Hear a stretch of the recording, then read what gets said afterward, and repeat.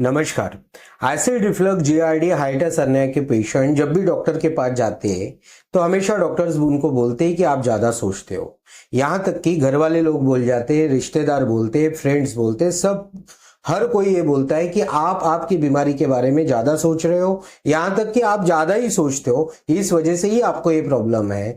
तो अगर आपने मान भी लिया कि आप ज्यादा सोच रहे हो और ये ज्यादा सोचने से बीमारी हो रही है या बीमारी बढ़ रही है, तो ये सोच आती कहां से, उसके बारे में आज हम बात करेंगे।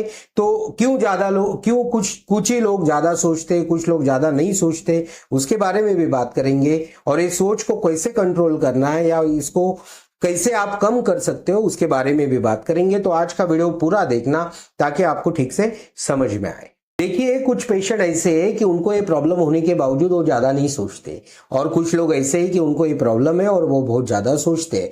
तो इसका मतलब है कि दोनों पेशेंट में अगर आप कंपेयर करोगे तो दोनों पेशेंट का जो शरीर का पोस्चर है उसमें ऐसा कुछ बदलाव होता है कि जिनमें वो बदलाव होने के बाद वो ज्यादा सोचने लग जाते हैं, और जो लोग ज्यादा नहीं सोचते उनके पोस्चर में वो बदलाव नहीं हुआ रहता है। ये बात उनके पोस्चर में दिखाई देती है। तो ये जो पोस्चर का प्रॉब्लम है जिसपे आपकी सोच निर्भर करती है और उसको ठीक कैसे करना है उसकी भी बात आज हम करेंगे। देखिए, आपका जो रिबकेज है, रिबकेज में है क्या, दोनों बाजू दो फेफड़े हैं, ठीक है। बीच में हार्ट है, दोनों बाजू दो फेफड़े हैं। इसके एग्जैक्ट पीछे क्या है, दोनों फेफड़ों के बीच वाली जगह, और ये जो रिबकेज है इसके पीछे जो स्पाइन है जिसको थोरैसिक स्पाइन बोला जाता है, दोनों फेफड़ों के बीच में और थोरैसिक स्पाइन के बीच में, इसके बीच में जो जगह है इसको बोला जाता है पोस्टीरियर मेडिस्टाइनम, ठीक है।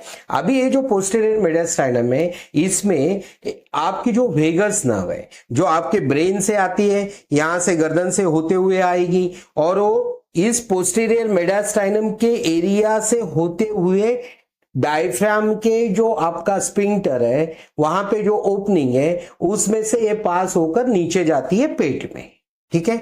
मतलब आपका जो पोस्टीरियर मेडिस्टाइनम है इसमें क्या है, आपकी वेगस नर्व है, ठीक है। और आपकी जो सोच है, आपका जो मेंटल बिहेवियर है, आपकी जो इमोशंस है, ये पूरे रेगुलेट करने का काम कौन करती है, वेगस नर्व। और वो कहां पे, पोस्टीरियर मेडिस्टाइनम में। दूसरा, जो एसिड रिफ्लक्स जीआरडी हाइटिस हर्निया के जो पेशेंट होते हैं इनमें ईसोफेगस से रिलेटेड बड़ी बीमारी, बड़ी प्रॉब्लम रहती है। मतलब किसी को छाती में जकड़ाहट आ जाती है, किसी को भरा भरा लगता है, किसी को छाती में कुछ अटका हुआ लगता है, गले में अटका हुआ लगता है। ये सब प्रॉब्लम्स क्या है, ये ईसोफेगस की मोटिलिटी का प्रॉब्लम होता है। और ये ईसोफेगस भी क्या होता है, वेगस नर्व के साथ ही पोस्टीरियर मेडिस्टाइनम से होते हुए डायफ्राम से स्टमक के पास जाता है, समझ गए। डायफ्राम से होते हुए जहां पे स्फिंक्टर बोला जाता है, वो स्फिंक्टर से होते हुए स्टमक को ईसोफेगस अटैच होता है। तो आपका ईसोफेगस, आपकी वेगस नर्व, और एक और चीज रहती है सिंपैथेटिक ट्रंक बोला जाता है। उसके बारे में कभी और बात करेंगे, जब हम पैरासिम्पैथेटिक और सिंपैथेटिक नर्वस सिस्टम की बात करेंगे तभी उसके बारे में बात करेंगे। तो ये जो तीन स्ट्रक्चर्स है ये होते हैं पोस्टीरियर मेडिस्टाइनम में, ठीक है। और जब अभी तीसरा जो सिंपैथेटिक ट्रंक है उसके बारे में हम बाद में बात करेंगे। अभी बात करते हैं हम वेगस नर्व की, क्योंकि अभी हम बात कर रहे हैं सोच की। सोच किस पे डिपेंड है, वेगस नर्व पे, ठीक है। अभी होता क्या है कि ज्यादातर लोगों में ये जो पोस्चर है रिबकेज का, एक्सटेंडेड पोस्चर हो जाता है, उभरा हुआ रिबकेज हो जाता है। जैसे ही रिबकेज आगे उभर गया, उभर मतलब एक्सटेंडेड हो गया, तो उसका सीधा असर उसके बैक साइड में आता है। उसका थोरैसिक स्पाइन कॉम्प्रेस हो जाता है, उसके पीछे की जो पसलियां कॉम्प्रेस हो जाती है, सिकुड़ जाती है। और ये सिकुड़ने के कारण ये जो पोस्टीरियर मेडिस्टाइनम है इस एरिया पे कंटिन्यूस दबाव रहता है, और उस दबाव के कारण वो जो वेगस नर्व वहां पे है या फिर वहां पे आपका ईसोफेगस है, इसके ऊपर प्रेशर आता है, और इसी के कारण वेगस नर्व का फंक्शन डिस्टर्ब हो जाता है। और जैसे ये डिस्टर्ब हुआ आप ज्यादा सोचने लग जाते हो।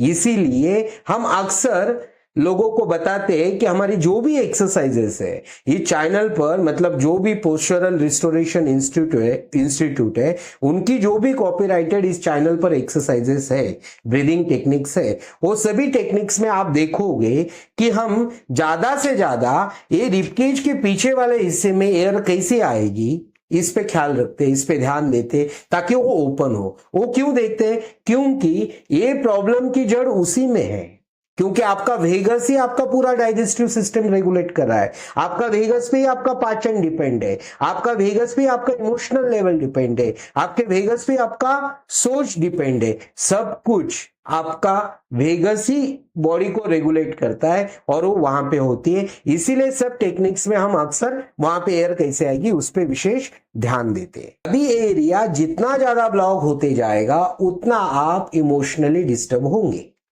उतना आप ज्यादा सोचेंगे। अभी इसका संबंध, आपका जो रिबकेज है इसका संबंध आपके पेल्विस से भी है, ठीक है। ये रिबकेज और पेल्विस जो एब्डोमेन के साइड के मसल्स होते हैं उससे कनेक्टेड है, और जैसे ही ये एरिया ज्यादा ब्लॉक होते जाएगा वैसे आपका पेल्विस भी डिस्टर्ब हो जाएगा। और फिर आगे जाते जाते होता क्या है कि आपका जो लेफ्ट हिप है ये भी डिस्टर्ब होने लग जाता है। जब आपका लेफ्ट हिप डिस्टर्ब होगा, जब आपका पोस्टीरियर मेडिस्टेनम डिस्टर्ब होगा, तो फिर समझ लेना कि आप आपकी सोच को बिल्कुल कंट्रोल नहीं कर पाते हो। बिल्कुल मतलब उस पे कुछ कंट्रोल ही नहीं रहता है, आपकी इमोशनल लेवल पूरी तरह से डिस्टर्ब हो जाती है, और ये सब का प्रभाव आपके हेल्थ पर आता है, आपके पाचन पर आता है, और इसी से आगे फिर एसिड रिफ्लक्स, जीआरडी, इसकी समस्या और बढ़ते जाती है, ठीक है। मतलब आप समझ गए कि आपकी जो सोच है, मतलब आप जो ज्यादा सोच रहे हो ये किस पे निर्भर करता है कि आपका पोस्टीरियर मेडिस्टेनम कितना क्लोज है, कितना सिकुड़ गया है, उस पे निर्भर करता है, ठीक है। तो अभी आपको सभी ने बताया कि आप ज्यादा सोचते हो, ज्यादा सोचते हो, ज्यादा सोचते हो, लेकिन किसी ने ये नहीं बताया कि करना क्या है। भाई ज्यादा सोचते हो बात तो मान ली, लेकिन करना क्या है? तो करना ये है कि आपको ऐसी ब्रीदिंग टेक्निक्स करनी है कि आपके रिबकेज के पीछे के साइड में पोस्टीरियर मेडिस्टेनम में एयर आए ताकि ये ओपन हो जाए। आप बोलोगे हमें कैसे पता चलेगा हमारा पोस्टीरियर मेडिस्टेनम क्लोज है? तो आपको सीधी सी बात बोलता हूं, आपका जो ये पीछे की पसलियां है, आपका रिबकेज है, रिबकेज के पीछे जो स्कैपुला बोन होते हैं, ठीक है, स्कैपुला के नीचे आप दोनों साइड हाथ से फील कीजिए, तो आपको पता चलेगा कि आपकी लेफ्ट साइड की जो पसलियां है ये क्लोज है, ये सिकुड़ गई है, ये एक दूसरे को चिपकी हुई है। दो रिब्स में जितनी जगह चाहिए, दो रिब्स में जितना सेपरेशन चाहिए उतना नहीं है, वो सिकुड़ गया है। और ये जितना ज्यादा मतलब जितना ज्यादा इसमें जकड़न है, जितना ज्यादा यहां कॉम्प्रेशन है, उसी में ज्यादा तकलीफ होती है सोच की, उसी में तकलीफ ज्यादा होती है इमोशनल लेवल की। तो ये ब्रीदिंग टेक्निक के साथ साथ आपको करना क्या है वो मैं बताता हूं। देखिए, जब भी आप ज्यादा सोचते हो या फिर आप बैठे हुए हो किसी इंसिडेंस के कारण आपके दिमाग में बहुत ज्यादा सोच आ रही है, फिर लोग क्या बोलेंगे, तुम ज्यादा सोचो मत। आपको आज तक लोगों ने यही बोला है कि तुम सोचो मत, ठीक है। फिर आप क्या करोगे, उनकी बात मानकर आप सोच को रोकने की कोशिश करोगे। आप क्या करोगे, नहीं मैं नहीं सोचूंगा, मैं नहीं सोचूंगा, मैं नहीं सोचूंगा, और आप जितना बोलोगे मैं नहीं सोचूंगा उतनी सोच आपकी बढ़ती जाएगी। तो आपका ये तरीका बिल्कुल मतलब प्रैक्टिकल तरीका नहीं है। आपने आजमाया होगा तो आपको पता चल गया होगा, अरे यार इससे तो मेरी सोच कम ही नहीं हो रही है। तो सोच को कम करने का एक प्रैक्टिकल तरीका मैं बताता हूं। जब भी आपके दिमाग में ज्यादा सोच आए, आपको बैठ जाना है और जो सोच आ रही है उसके तरफ बस देखना है, उसको ऑब्जर्व करते रहना है। जो विचार आपके मन में आ रहे हैं उसको ऑब्जर्व करते रहना है। ऑब्जर्व करने का मतलब क्या है, किसी भी तरह का कोई प्रतिक्रिया उसके प्रति देना नहीं है। आपको निष्पक्ष होके सिर्फ वो जो सोच है उसको देखना है। जब आप वो सोच को देखने लग जाते हो, जब आपके विचार को आप देखने लग जाते हो, वैसे आपके विचार कम हो जाने, ठीक है। लेकिन ये तरीका टेम्पररी है, और इसकी प्रैक्टिस लंबे समय तक आप जब करते हो ना, तब आपकी सोच धीरे धीरे धीरे धीरे कम होती जाती है। विचारों को रोकना किसी का सामर्थ्य नहीं कि वो उसके विचार रोक दे।